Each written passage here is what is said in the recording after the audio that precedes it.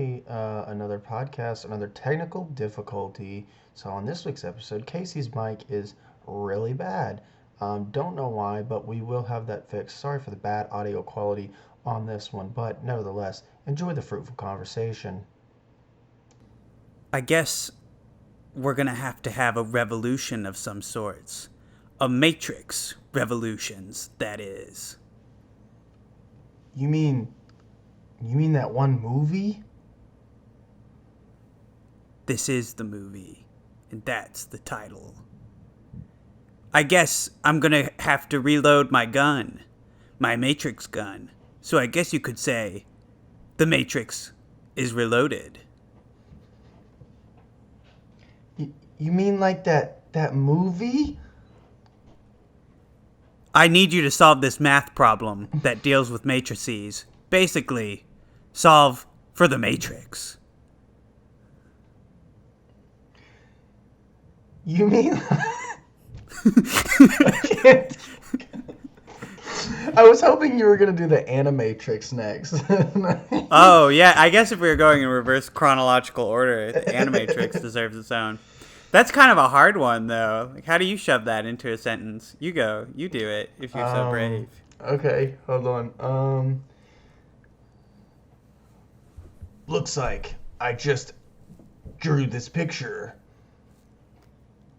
Wow, that's a really nice that's picture. What's it of? It's I guess you could say it's animated. I don't know, dude. I don't know. I can't do it as good as you. You mean like that collection of Japanese short films based on the hit movie The Matrix? Like Jinkies. Like Zoink Scoob? That's a pretty good Shaggy impression. Thank you. You gotta... You do your Shaggy impression, I'll do my Marge impression. Okay. Like Marge! What's going on? Shaggy, you're gonna have to pick up that gun. Give it to me real quick. Like Marge, no! No way, that's not cool, man. Shaggy, give me the fucking gun right now. Oh, jeez, Marge, I don't know about this. Oh, jeez, Marge. Homer. It's a crossover episode. Yeah. Welcome back to the Rick and Morty podcast, the epic podcast where we talk about Rick and Morty. Szechuan sauce is today's topic. Where is it? Where's my freaking Szechuan sauce? Wee! No. Did you see that TikTok? This is like totally a personal comment that I'm adding into the podcast, but did you see that TikTok I sent you of the girl doing Marge Simpson in American Psycho? I saw it. I didn't get to watch it because I just saw it when we got on. The coloring of the card. I can't do Marge. That's funny. I love everything, man. And speaking of everything, I love movies. Did you see any, Casey? I have watched 7, I think, movies. Holy, oh God, okay. Well, 4 of them are shorts, so I should preface that, yeah. Oh, so actually, 2 of them are my shorts that I put in the movie database that are now on Letterboxd. Freaking narcissist. I know, right? But which ones are in there? Ladrones, which is my very first FP1 film, and then Jesus and Chili, which is the FP2 film. They're both they're both on there. I just think it's cool that my shorts are on Letterboxd. So that is interesting. I'm gonna have to give them 2-star reviews on Letterboxd. Yeah. Okay. I just wanted to since I saw like 3 or 4 movies though, like feature-length movies, but I'll just talk about a couple. I'll mention them all. I watched Nocturnal Animals with Amy Adams and Jake Gyllenhaal, which is a weird movie because it's like there's a story within the story, and the story that is within the story of the movie is more interesting than the overall story of this movie. If that makes any sense. Basically, Amy Adams' story, boring. Jake Gyllenhaal's story, riveting. Oh, that's kind of It's surprising. Yeah, it's super weird. The editing is so freaking obnoxious too. Um, but I don't know if it was just done a little bit different, even edited a little bit different. Like it would have been like way better. But that one was a weird one that I watched. I watched Fast Times at Ridgemont High. That was fun. And Ooh. I watched Soul. I got around to watching Soul, and I really, really loved Soul. I thought it was fantastic. Um, No, yeah, I think that's Pixar in top form. Really, yeah, that was a great movie. the animation was absolutely beautiful, dude. Absolutely beautiful. Um, and I watched that, and then I watched a short film called Jonah that you really need to check out, Isaac. It's got Daniel Kaluuya in it, and Ooh. it's super cool. It's by a Australian filmmaker, and it's like a short, like 18-minute short film. It's on the Criterion Channel actually, but I'm sure you can find it on YouTube. It's just called Jonah. It's like a 2013 flick, and it's really really good. Like really good. I loved it. I So love definitely Daniel check that out. Kaluuya, Oh yeah, dude. And I he's mean, awesome. I didn't realize that he was even up for a Golden Globe, but he won one this last week, Oh really? which I What did he guess win for? he won for Judas and the Black Oh Messiah. He won Best right. Supporting Actor. Hmm. So that's cool. That And is I super mean, cool. the Golden Globes have now happened, and we I mean, Mhm. this is the problem when you record early. Is like, Mhm. drats, we're out of relevance. But we did make some predictions, and Yeah, we did. I said I wanted Borat to win, but I thought That it wouldn't. uh, I don't remember if I thought that it would. I think I said it's honestly probably the best one on there, but like maybe Palm Springs would win. But Borat won. That was Yeah. really surprising. And fun fact, Hamilton has only ever lost one award, and it is this award to Borat. Yeah. Nice. You know, I didn't if really you're want gonna Hamilton be, to win anyway, but yeah, I still hold by what I said last week, which is yeah, I me too. don't think that filming a Broadway stage play like really makes for a film, you know, Mhm. that warrants film awards, you know, like that's Yeah. just I completely stand by you as well, but maybe if we have our own little special category, you know, like mhm. best stage play, best film stage performance, like there we go, boom, I support it. But yeah, other than Yeah. that, Sorkin won for Trial of Chicago 7, Of course. which I've heard that The Father, which is that Anthony Hopkins has dementia movie. That's a terrible way What's to it describe it. called? The Father. I've never Um, even heard of it. oh, this topped like a lot of critics' best movies lists. I think it's an Amazon original. I've been wanting to check it out, to be honest, but Okay, I will have to check it out then. it's got Anthony Hopkins. Promising Young Woman was in for screenplay. I know you saw Yes. that one. So good. Mank was in for screenplay, and Nomadland. Mhm. So honestly, I did really enjoy the Trial of Chicago 7, but the more I think about that movie, like the more bland I realize it was from like a direction standpoint and how Mhm. kind of run of the mill Sorkin it is. I probably would have wanted of the ones that I've seen, which is just Mank and Trial of Chicago 7. I probably would have liked to see Mank win because that screenplay really grew on me as that film Yeah. went on. Like that was just a really interesting experience. Yeah. I agree. Mank is special. I like Mank, and I want to watch it again because I feel like I'll appreciate it more if I watch it again. Me too. I definitely want to watch Citizen Kane again before I do that. Yeah. Um, Yeah. Definitely. oh, in the big winner of the night for drama motion picture was Nomadland, which I still don't really know what it's about or Yeah. anything about it really, other than Frances McDormand being in it, which I really love her. I still need to watch it, and everybody that's watched it says it's really good, except for one person that I know. He's a professor of mine, and he I am more apt to trust his taste on things. And he said that people are over worshiping the movie and that it's not what everybody says it is, and that he didn't like it. So I'm kind of interested to watch it and kind of see. And since I'm taking I've taken two of his classes, so I kind of know like what, kind of what his expectations are and stuff like that. So maybe if I watch it, I'll understand why he didn't like it. But or maybe I won't. Maybe he's just hipster. I don't know.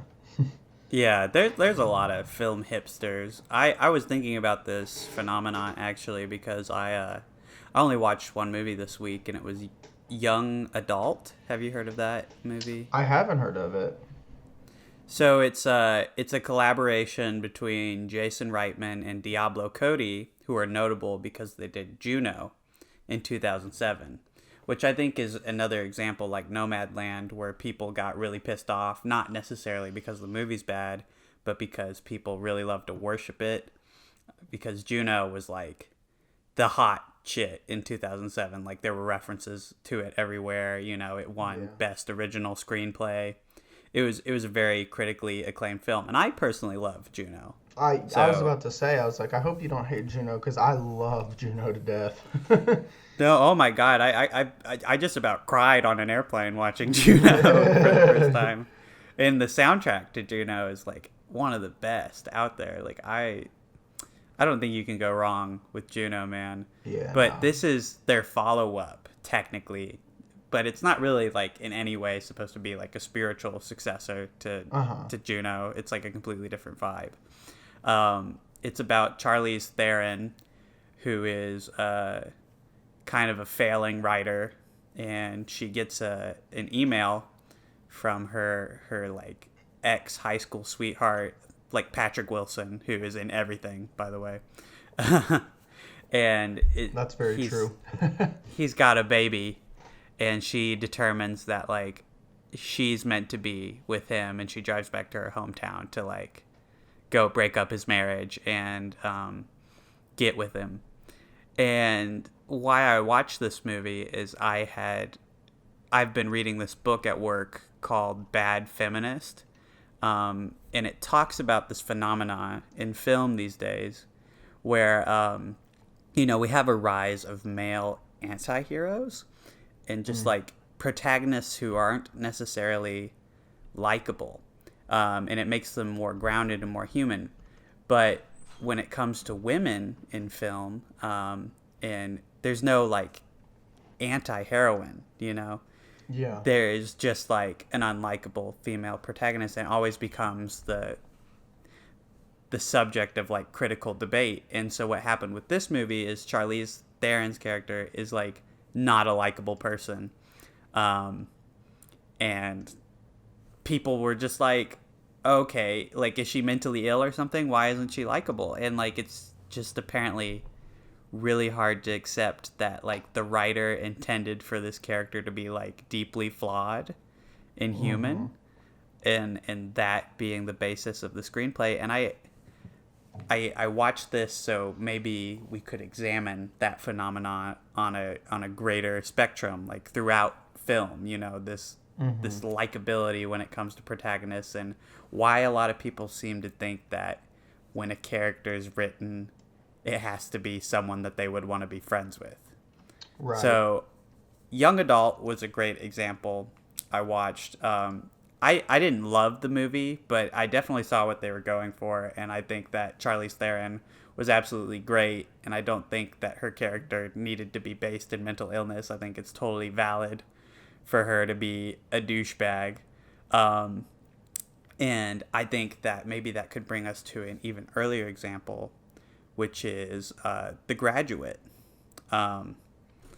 Because that premise is very similar, I think.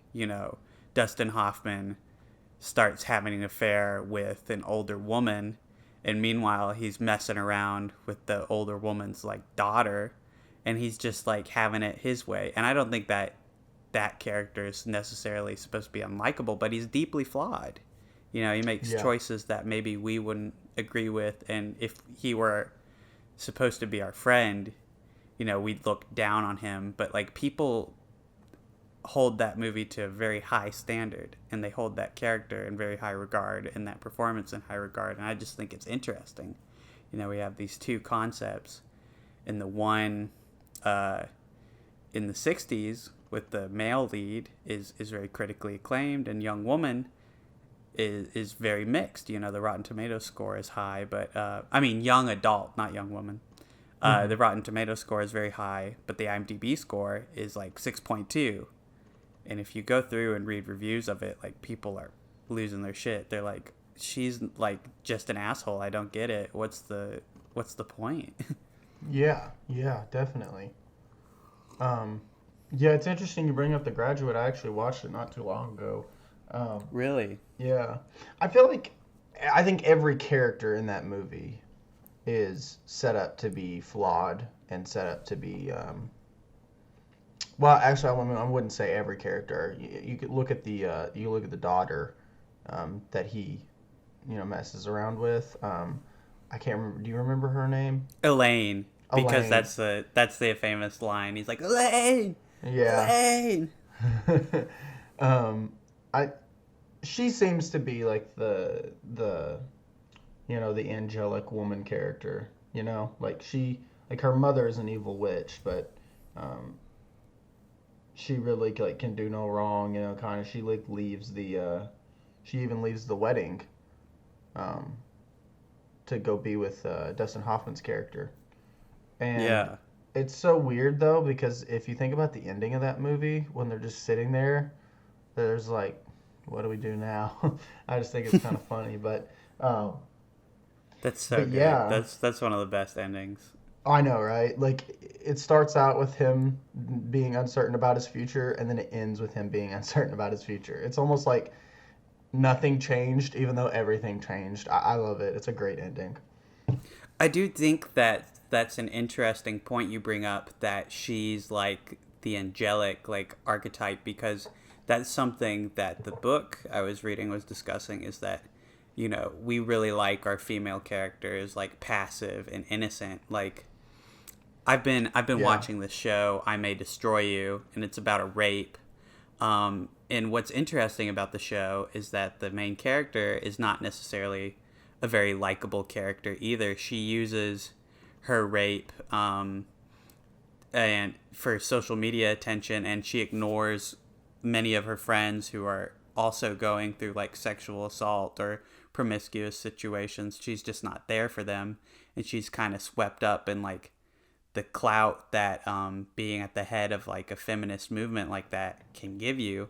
And I thought that was a really interesting take, because most of the time when we see rape victims in television, it's like they're innocent, they're broken, they're shattered, and they're always in like really great support systems. Though it's like every main character on the show is like, oh man, rape is really bad, that we're here for you, girl, like don't worry. But like, there's no chance for that character to be human. They're just like, you just cover them up in a blanket and you put them in a chair, and like that's your typical rape victim. I mean, that's like most episodes of Law and Order SVU right there, Yeah. which you watch that like hundreds and hundreds of times.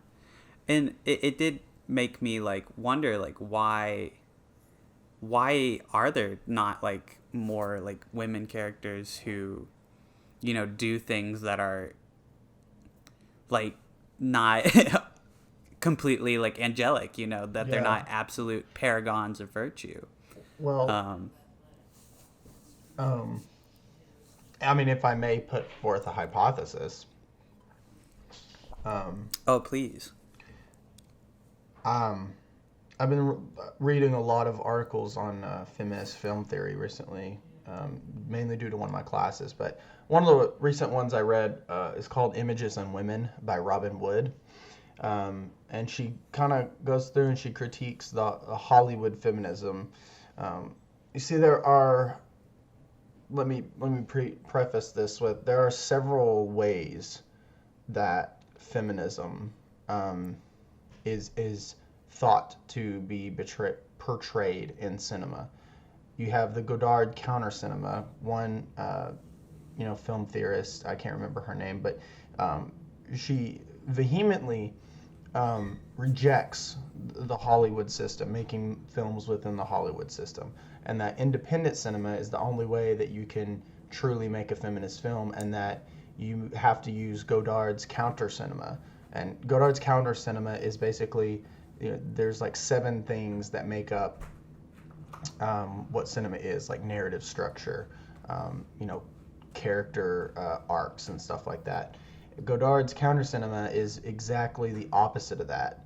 So he challenges his viewers by like not telling a linear story, sometimes not really even telling a story at all, and does a bunch of these things the opposite. And that's why they call it counter cinema. It's countering exactly what we've come to know within the Hollywood system. And so there's this notion that you have to make films outside of the Hollywood system in the form of counter cinema to be feminist. Robin Wood, however, is saying a movie like Fast Times at Ridgemont High is a very feminist film. It's a female director. I did not know that.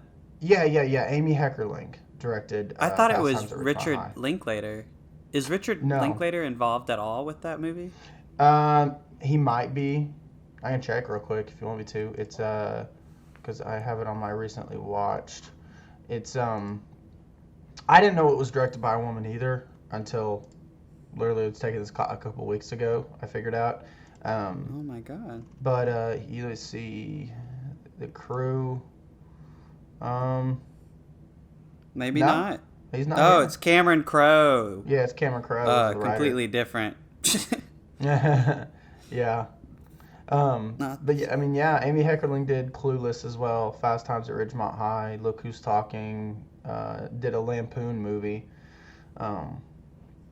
But Robin Wood kind of talks about how and Kathleen Kennedy, or no, I'm sorry, not Kathleen Kennedy. Oh my God. What's her name? Woman who did The Hurt Locker. Oh, Steel. Oh crap! And Point Break. Oh no, Yeah. Catherine Bigelow. Yeah, Catherine Bigelow. Yeah, There you Catherine Bigelow kind of did the same thing, working within a Hollywood system and subtly sneaking in, feminist ideals and feminist imagery. And one of the things about like what you were saying with why women are held in movies are held to the standard of being like angelic and they can't really be the anti-heroes. I think Amy Heckerling doesn't really she kind of like paves the way for this, in my opinion, of obviously since Ridgemont High was like 79, I believe, was when it was made. So excuse me. Oh wait, no, maybe it was 82. Actually, I think it was 82. It was 82. I have it right. Oh yeah, you're right, it was 82. So anyway, Amy Heckerling, of course it was 1982, so she couldn't overtly make a horrible like woman character, but Fast Times at Ridgemont High is all about sex, and it's a teenager movie. And Robin Wood kind of asserts that there are a few things that are in teenager movies, and the first one's sex, very obviously, and the second one's the suppression of parents, and the multi-character movies, to get a wide array of the youth audience. For Hunter/Hunted, it's like two male figures. One is kind of the one who knows all about it, and the one who doesn't. And that's kind of what they have named them. And then number 5 is the repression of homosexuality. Talking about there's no gay teenagers in America, or at least in the film. This is what the film is saying. Like, there's no gay people here, but you have to subtly feminists have to subtly like sneak, or women directors have to sneak things like this in, because in Fast Times at Ridgemont High there are no sexually gratifying sequences. Every sex scene there is super uncomfortable. Like, yeah, they'll show like women's breasts, like, because it's like a rated R film and it's a teenage movie, and then you see like women's breasts, and then all of a sudden immediately after like the first sex scene, or after there's like a scene where they're practicing giving blowjobs with carrots. Immediately after that scene, it's a shot of dead animals in formaldehyde, and then after that, after another sex scene, um, it's immediately cut to the mall where two of our main woman characters are slicing up a sausage, like just cutting a sausage up. So it plays on like castration anxiety and stuff like that.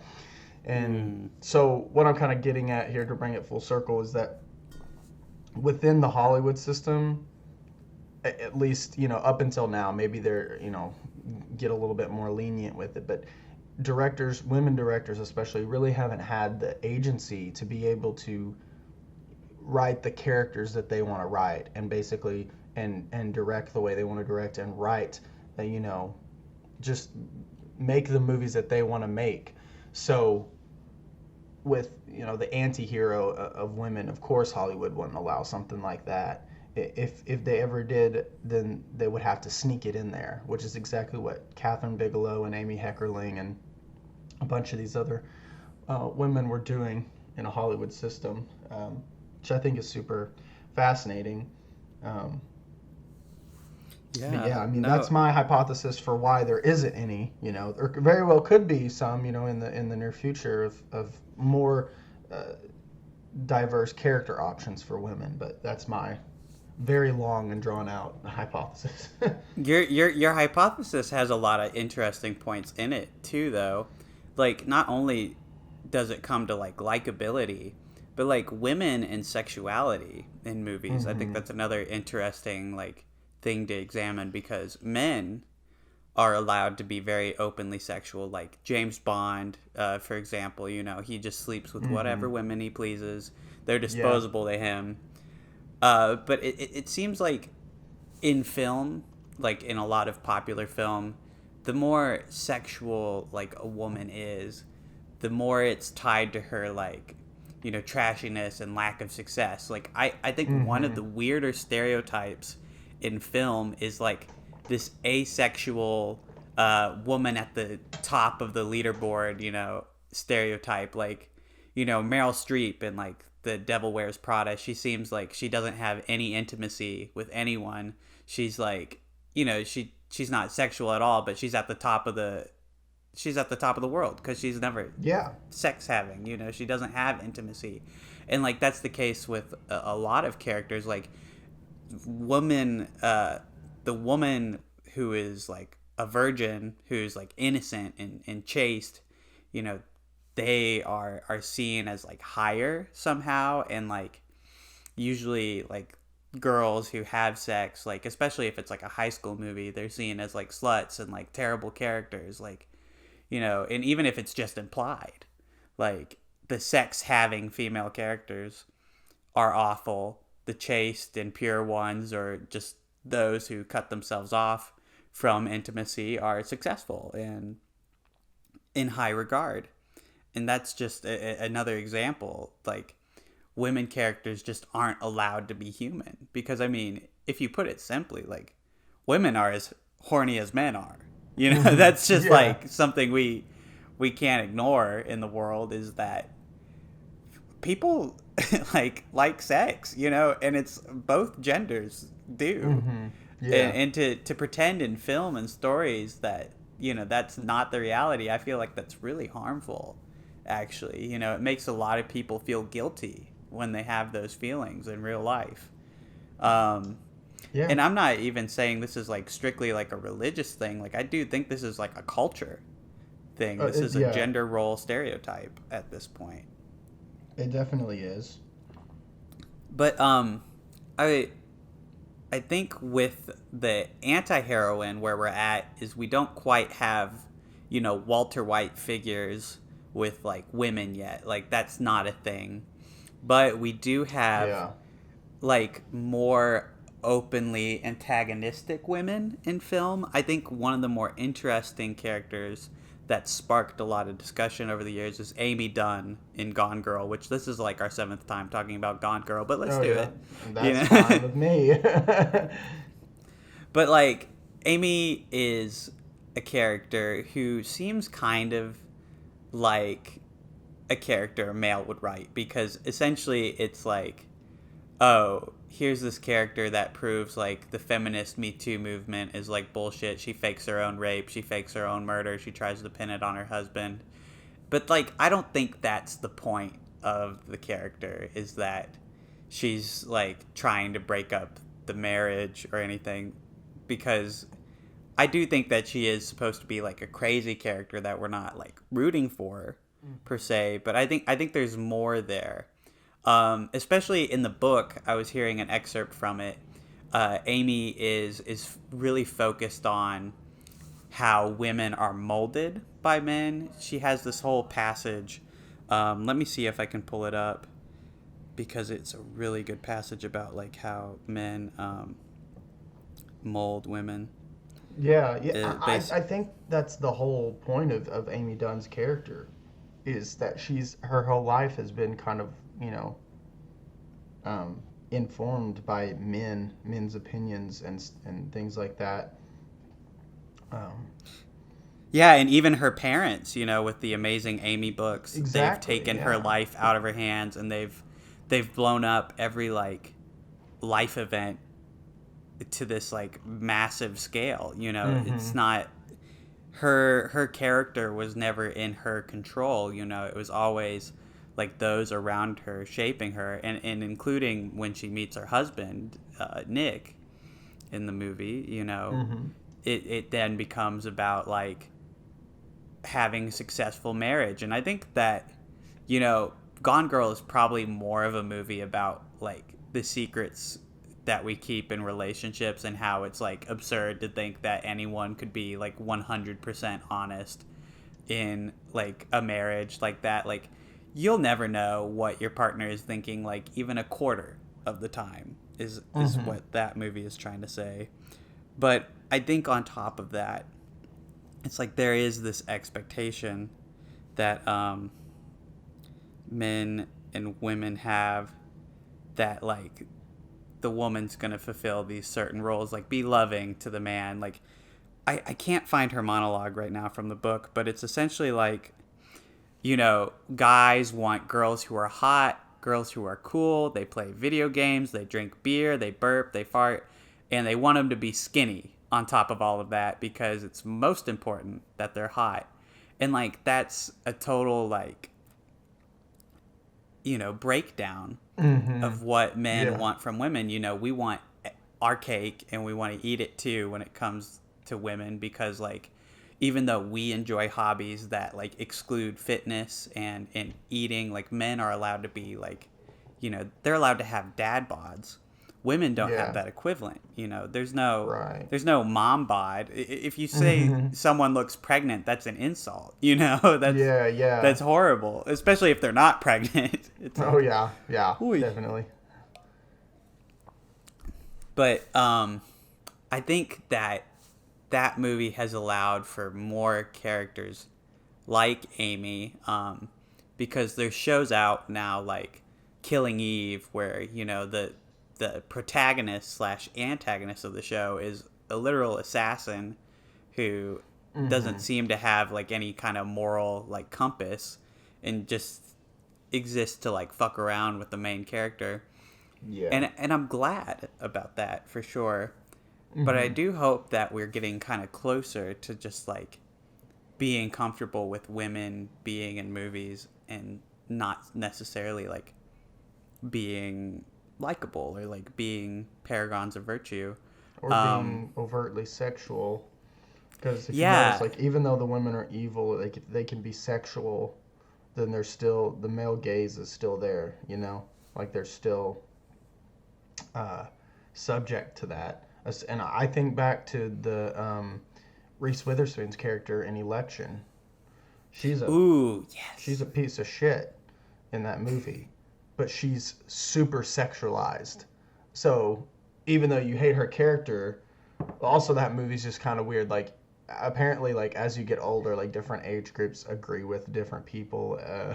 They side with different characters, but you can basically say, she's kind of a shitty person, and yet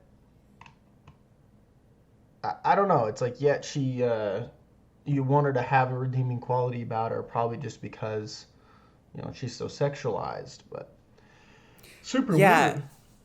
No, the thing that struck me about Election, which I really love Perotta's writing there, Hmm. um, That's a great movie. is like the here I'll explain the premise for people who haven't heard it. It's basically Yeah. like this math teacher, this teacher played by Matthew Broderick is an older man, and there's a high school student who's running for class president, Her name's and Stacy, I that's think. played by Reese Witherspoon. Um, but they don't get along, and like she's doing everything she possibly can to win the student election, and he's doing everything in his power to stop her. She has an affair with another teacher at some point, and in your typical movie, for some reason we as the audience would want to see these characters become friends. We would want them to like have their moment of redemption each. But the great thing about Election is that it's about two characters who are inherently shitty. Like they're both terrible. Like Matthew Broderick is trying to have an affair with his like It's his his best neighbor, I think, friend's or former something. wife. Yeah, Yeah. no, it's like the Oh, teacher you're. who had an affair with Reese Witherspoon. He's trying to move in on his wife. Yeah, Now yeah. that he's out of the picture, um, Crazy and web. we in that movie, like it's easy to be like, oh my gosh, we're seeing it from his perspective. I feel bad for him, but he's much shittier. Like if you Mm-hmm. break it down, and that's the interesting thing about this movie is I think it's supposed to be broken down. You have like a man nearing his 40s doing everything he can to sabotage like a 17-year-old girl's dreams. And what I really like about Election is it says that yeah, he's the fucking crazy asshole. The innocent high school girl. Well, she's not innocent, but the high school girl, of course, is the one who should come out of that on top.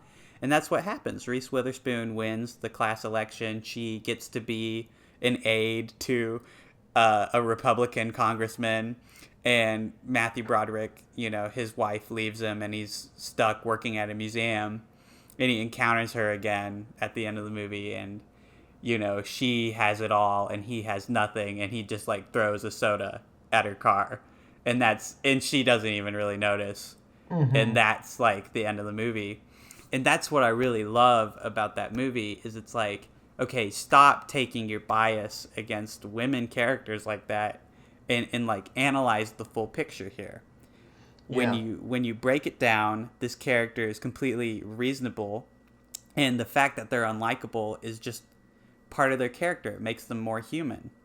um, I think while we're talking about characters like this, if you don't mind going to television with me, there's a character that I've always wanted to defend that I think people are terrible to all the time, and I think that's Skylar White on Breaking Bad. Do you like Uh, Skylar White? um.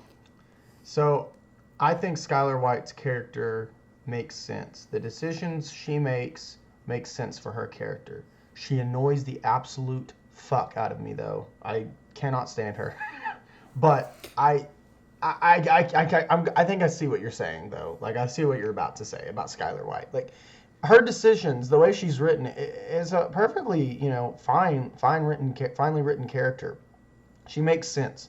She just personally annoys me, but I do know that people hate on her for kind of no reason. But It what baffles me about the hate for Skylar White is like I think that all of her reactions are like a reaction anyone would have, and then mm-hmm. plus she's even a little bit more unreasonable because she goes along with a lot more than I think a typical person would. Like Skylar White finding out that her husband is a drug lord, like I think in real life, that results in a divorce. She takes the kids, she leaves. Where I think that people overlook Skylar White's like cooler aspects is that she goes along with like the business for like a while Yeah, there. She brings like great ideas to it. Um, but it's interesting that people draw the line with morally dubious stuff with like an affair. and it's Skylar's Mm-hmm. affair. It's like the instant Skylar starts cheating on Walter White, people seem to solidify that they hate her. And like it's not just like men who watch the show. Like I've talked to a lot of people, like everyone hates her at that point, and I honestly don't get it. Like the affair storyline isn't at the forefront. It doesn't really damage Walter because their marriage is kind of a sham at that point anyway, and he's clearly like not invested in it. And so I wonder like why the hate. Like I get that, you know, it's a male writer writing her most of the time, and so most of her lines sound like, Walter, you sick bastard, or something like that. So I can get where maybe the annoyance comes there, but like when people are saying like, oh, she's such a bitch, like I don't understand. Like I don't think she's being a bitch at all. I think that this woman has put up with way too much shit from this Mm-hmm. guy, and she even like goes the extra mile and like puts up with a little bit more and helps out with the drug business, and then you know when she finally leaves, it's like thank God, like get out of there, dude. That's the way Mm-hmm. I see it. I think she's one of the characters we should feel sorry for. And I mean, I know she does bad shit on the show, but like, God, do I feel sorry for her? Yeah, I agree. Because the thing about Breaking Bad is I think people hate Skyler so much because for a lot of the show we're trying to root for Walter, but the show comes to a certain point where you can no longer do that. Walter has become something else. He's essentially become he's evil. He's become evil. Like there's no two ways about it. But and I think that and Skyler trying to interfere with that, it's almost like she's the antagonist, or at least in the fans' eyes. It's like, why are you doing this? This is our boy Walt. Quit doing this. And then, you know, by the end of it, I'm glad that she got out because Walter just becomes he becomes the villain, and then it's very hard to root for him, so you have to root for somebody else. I think really Jesse becomes the one you root for, but Mm-hmm. Skyler, the fan base not liking Skyler's character, that just comes from probably um, it's a double standard, really. It's exactly what that book's talking about unlikable women. Not that she's just inherently unlikable, just that she's making decisions that gets in the way of our male character, and I think people don't like that. Yeah, we don't like to see him like impeded from what he's doing, and like I get like when you're watching the show, you're like, ugh, I want to see him make millions of dollars and keep getting away Yeah. with it. But like at the same time, there's characters that are stopping, this character's goals way more than Skylar White. Like where's that hate for like a character like Hank or a character Mhm. like Yeah. Gus or even, a character I mean, people seem to agree that the neo Nazis suck, but like Mhm. it's like a I hate him so much I love to hate him kind of deal, and I don't think that Yeah. people have that with Skylar White, and I think that's interesting. I think like it doesn't just come down to like the impeding of goals. I think it does matter like the gender in the relationship role. Like people think that if you're gonna be a wife on television, you have to be devoted and caring, and I think that's the thing is like Skylar like still is like a mom and like a devoted wife on the show, and like the instant she breaks away from that, we become uncomfortable and we dislike her for it. Yeah. When we justify it, we forget that there's several other characters on the show that fulfill Skylar White's criteria of impeding the main character's goals or hurting the main character. Like the shit she does doesn't even compare to like the shit the drug lords do to Walt, or the neo Nazis Right. or even Hank fucking Schrader himself. Yeah. Yeah, That's an I interesting agree. one. It's a woman thing. Uh it's pretty hypocritical. That's the case with a lot of AMC shows, though. Like, people really hate Lori Grimes. They really Yeah, I was about hate to say Lori. Lori's interesting to me because I think in that instance that's just a bad adaptation of a character, Uh because huh. the comic book Lori, it well, okay, actually this is me realizing something as I'm saying it. She just doesn't cause conflict in the comic books for the most part. Like, Mm, she is just like, oh, I am nice wife character, and then she yeah. dies. And I think that where people don't like her in the show comes from the fact that she's like, you son of a bitch, Yeah, you were she's off not. in like a coma. I couldn't help it. I had to fuck Shane. You know. Yeah. Well, she's not. Same thing can be said about fucking Skylar and about even Marie in Breaking Bad and Lori in The Walking Dead and pretty much any other woman character that people find annoying in shows. It's because they're not passive. Yeah, Women they're not. characters are mainly written to be passive, and in these shows they're not passive. They make decisions that affect how the show is going, and that just makes people mad. Even though the male characters doing the same exact thing. Yeah, like, people. It's interesting. People don't seem to give that hate to like Shane in that scenario, though. Oh, Like, I fucking hate here, Shane personally. Fucking hate him, but personally, that dude sucks. And in the comics, Mhm. they were right to kill him off after like 6 issues. Like, that Yeah. dude sucks balls. But like, the thing is, you more often hear like, oh, Lori's the shitty one because she moved on from her husband. But like, what Shane also like started that whole thing. He chose to like go seek out his best friend's like wife, and the thing is, like, people in their ideal version of events would probably have Lori just like, be chaste and not like make contact with another human ever for like the rest of time. That's just the Mm. ideal. And that's our favorite type of like widow character to see too, is like the ones who don't move on, the ones that are like, and I never married again. I think that's even a standard in real life too. People Yeah. people like Steve Irwin's widow, she Oh says yeah, I that read that. she's never gone on another date since he died. But I Hmm. think that's like a preference, like, I think that if Yeah. she had, there might even be some like antagonism towards her. Like, what the Yeah. hell? Steve Irwin was like the best guy in the world. What are you doing moving on? Like, it's Hmm. not her right to like move on. Yeah, which is I really don't, shitty, it is. and it I'm trying happens a to think if lot. there is an example, like a better Yeah. example of this where someone was widowed and they moved on.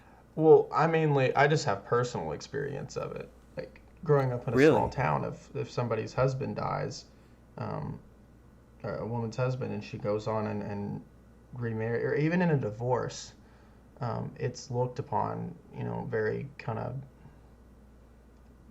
in a negative connotation. If you get a divorce and then you go and you start dating somebody, they're like, how could they do that? And I'm like, well, it is their life. It is their business. We don't know what's going on in their head really, and it's the same Mm. with widows. And the roles honestly aren't as reversed. I can't say that there's a different because they're still kind of looked upon kind of the same way as if it was a man, divorcing and then remarrying, or having a dead wife and then going on other dates. People don't look at it the same way still. No, but we're more accepting of that narrative for sure. Like, I could think of Yeah. shows where I've seen older men who are like entering into relationships again. Um, like there's like subplot on Dexter where like this FBI agent's like wife has died, and so it's totally cool for him to make the moves on this like younger like Hmm. police officer. But I can't think of like an equivalent like with a woman. doing that. And I'm sure that there's some movie or character about that, but I mean, Yeah. quite simply put, it's probably not in the mainstream. Like, I Yeah. don't know that there is a mainstream thing. Also, I didn't intend to find this out, but did you know there's like laws about widows? Like a widower can't like receive benefits if they remarry before the age of 60. Like if you're like a 30 something and your wife or husband like dies, you have to wait until you're the age of 60 to remarry if you want the benefits of like being a widow, which is like fucking crazy. That's It's essentially weird. like it's in our laws to just Are stay they faithful to like your partner forever, even if they're your dead partner. are they trying to discourage murdering for money or I- if that's the case, I mean, look, that's if just I kind was of gonna murder weird. for money, like I don't need to be married, like I'll just have like a bunch of like casual partners for the rest of my life and reap in my dead partner's like vast inheritance. The Yeah. meanwhile, I don't know why that needs to be written in a law. Like what's so significant about the age of 60 that it's like, oh, you can get remarried now? But can you think Probably of because anything? I don't know. Probably because 60 is like the age that you start. Honestly, I don't know. I can't tell you. I don't know. That's weird. It's like maybe it's to stop children. I don't know. Like I, you're not I gonna don't be know. exactly having any more kids at age 60 usually. We've got a Right. bunch of nonsense rules if you think about it, Oh honestly. yeah, no. America's just nonsense. That's the truth, sister. That's the truth. That's the tea, sis. I guess a great way to wrap this up is to like maybe try and think of like some more mainstream like movie examples if we can.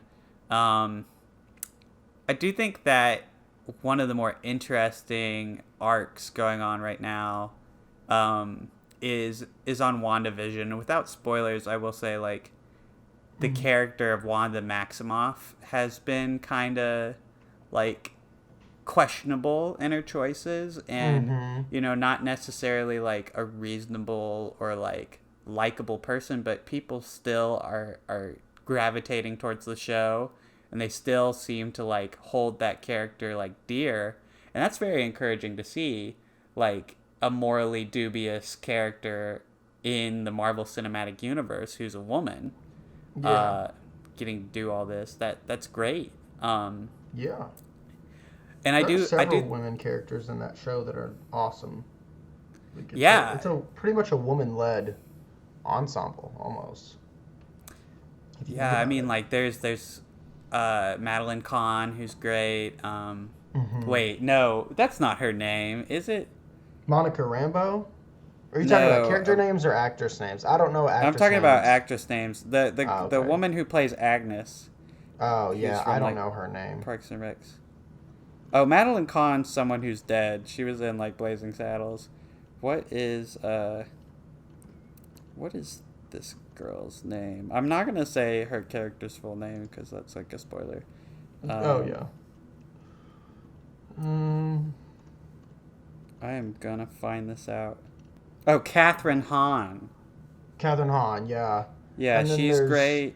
and then there's Kat Dennings and Yeah, Darcy. Tayanya Paris. I think you nailed it. Yeah. I really do like to watch interviews with people, where they can specify name pronunciation so I don't look Mm-hmm. like a darn fool. Yeah, right. Even before this podcast, I had to relook up like Gillian Flynn because it's spelled with a G, so I always want to say Gillian. I don't know. Oh yeah, yeah, yeah. I always say Gillian Flynn as well. It looks right, It's like a Gill and an Right. Ian, and Yeah. then you've got the Flynn. No, that's an interesting show going on right now. I'd even think throughout the MCU, we've had characters like Nebula who have gotten to have like fleshed out arcs over a few movies, which is great. I will say that the friction towards that character versus a character like the Winter Soldier has been kind of weird because people will be like, Nebula's a bitch, but like Mm-hmm. people don't seem to call like Bucky on his shit for being like a villain like most of the time. Yeah. And they keep hyping Bucky Barnes up to be like, oh, he's gonna do something like heroic in this next movie, and then he like never does, like, as Yeah. of yet. I mean, obviously he's getting his own show, so that might change soon, but Yeah. We still have time. we still have time, Bucky. We still have time. I was also, to lure in our audience. I was trying to think of an example in Star Wars, but there isn't like a ton. Captain Phasma. Captain Phasma. Captain Phasma is a great example of like how to just like waste a character's potential. Yeah, I was like, oh, just completely just throw it out, dude. That's so ridiculous. I hated that they did that to that character. That's the weird thing to me is I really do like Last Jedi and Force Awakens a lot more, but they have the like weak Captain Phasma presence in both of them, Yeah. and then Rise of Skywalker just is like, oh, she's dead completely, don't worry about her, and I'm still not satisfied. Like all three movies, I'm just like, Captain Phasma, what's the deal? What's the point? Yeah. Yeah, it's such a shame. I think Rey's a different spectrum because like Rey never does anything that's necessarily like unquestionable. That was definitely warranted to our Mary Sue discussion because people's problem with her seems to be that she's so she's perfect. Too perfect. Yeah, she's too perfect. We can't have it either way. Yeah, I was like, where's the line here, guys? What do we do here? It's just kind of forced diversity to even have women in movies. If we could just have a lot more penises, that would be really great. That would be super awesome if we could just have a little bit more penises. There's a little too much boobies on telly.